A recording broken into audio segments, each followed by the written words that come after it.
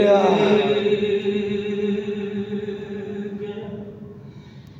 घर लुट गया शबीर का, ला इलाहा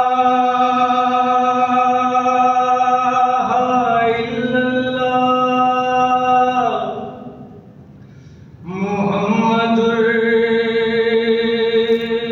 रसूलुल्लाह की लाज़वाल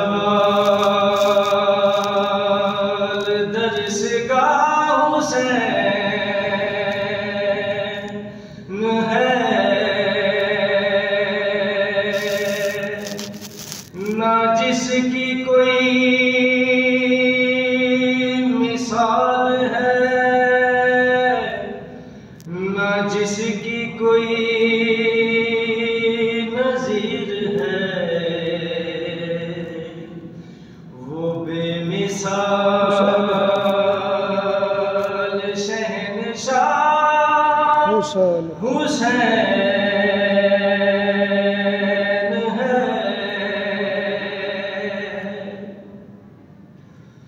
हरम में हश्र का समा हुआ,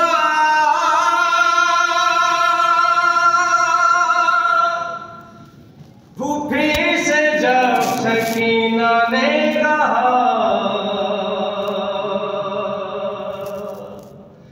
मुझे ना नींद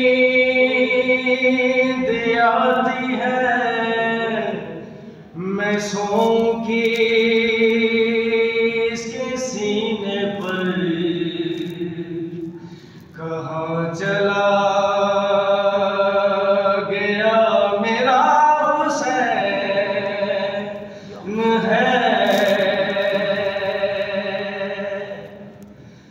तड़प चुकी सभी है मुस्तफा,